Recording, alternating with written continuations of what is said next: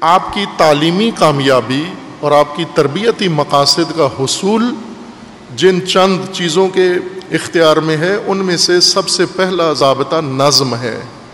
نظم کس چیز کا نام ہے؟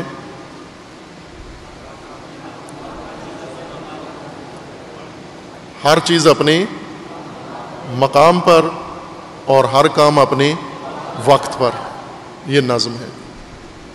ہر چیز اپنی جگہ پر ہو، آپ کی ذاتی چیز، تعلیمی چیز، ہاسٹل کی چیز، کھانے کی چیز، پلیٹ، گلاس، وردی، جوتا، ہر چیز اپنی جگہ پر ہو، ہر چیز اپنی جگہ پر ہو، پودا اپنی جگہ پر ہو، ٹوکری اپنی جگہ پر ہو، کھانے کی چیزیں اپنی جگہ پر ہوں، سٹور کی چیزیں اپنی جگہ پر ہوں، ہماری ذاتی چیزیں اپنی جگہ پر ہوں، کتابیں اپنی جگہ پر ہوں، ٹیبل کرسی اپنی جگہ پر ہو، حوضے میں جو کچھ ہے ہر ایک اپنی جگہ پر ہو، ہر چیز، یہ نظم ہے۔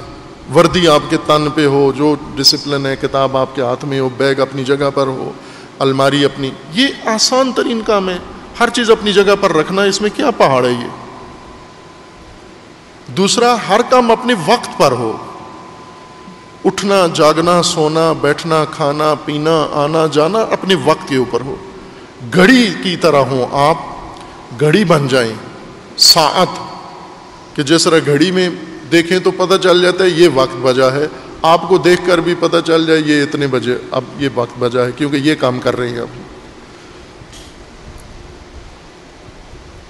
اور نظم اپنی شخصیت کا حصہ بنائیں، نظم کو اپنے وجود میں اتاریں۔ بس نظم بہت اہم چیز ہے، بنیاد ہے کامیابی کی، تعلیمی دنیا کی کامیابی کی کنجی نظم ہے۔ جد، تین چیزیں بتائی ہوئی تھی نا پہلے، جد، جہد، نظم، یہ شعار ہے آپ کا۔ شعار کا مطلب ہوتا ہے کہ ایک راہ، ایک ہدف، ایک مکتب، ایک کام کی جو پہچان کے لیے بنایا جاتا ہے علامت، اس کو شعار کہتے ہیں۔ یہ تو وہ آپ نے اپنی پہچان بنانی ہے عملی طور پر۔ نظم دیواروں پہ نہ ہو، بینروں پہ نہ ہو، نظم ہماری شخصیت میں ہو، جد ہماری شخصیت میں ہو، ہمارے عمل میں ہو، اور جہد ہمارے عمل میں ہو، ہمارے وجود میں ہو، ہمارے کام میں جہد ہو۔ سستی، لاپرواہی، ٹال مٹول، یہ کام بالکل ناپسندیدہ کام، معیوب کام ہے۔ حوضے میں سب سے منفور کام یہ ہو، ٹال مٹول کرنا، دیکھیں گے، کریں گے، کل آ جائیں، بعد میں آ جائیں، یہ ٹال مٹول ہے۔ وہ کام جب کرنے کا ہے تو ابھی کریں، آپ وقت کے اوپر کریں اس کو۔ اور اسی طرح لاپرواہی، آنکھوں کے سامنے ہمارے ہو رہا ہے، بے نظمی ہو رہی ہے اور ضابطہ ترک ہو رہا ہے، چپ کر کے آنکھوں ایسے گزر جائیں، جن اس مخلوق شر جو قرآن نے بیان کی ہے، وہ انسان سب سے بدترین زمین پہ رینگنے والا جانور ہے، جو سمن بکمن امیون، اس کو قرآن نے کہا یہ شر الدواب میں سے ہے۔ یہ یعنی جو جہاں بولنا چاہیے بولتا نہیں ہے، جو دیکھنا چاہیے نوٹس نہیں لیتا اس کا۔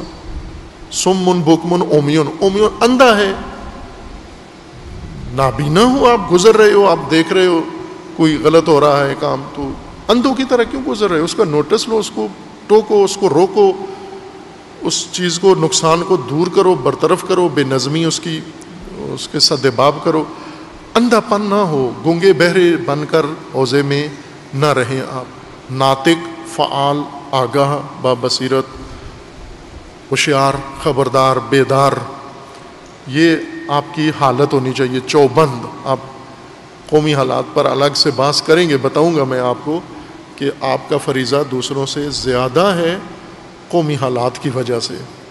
ان قومی حالات کی خاطر بھی کہیں کوئی تیاری اور آمادگی نہیں ہے، بلکہ ٹال مٹول اور اندھا پن اس وقت اس نے حالات ملکی یہاں تک پہنچا دیے ہیں۔ اگر یہ سمن بکمن امیون نہ ہوتے ملک میں، اور آنکھیں ہوتی، کان ہوتے، زبانیں ہوتی ان کی، تو یہ بر وقت ہر چیز کو روک لیتے اور اتنا خوفناک ماحول نہ بنتا جو بنا دیا گیا ہے اور بن رہا ہے۔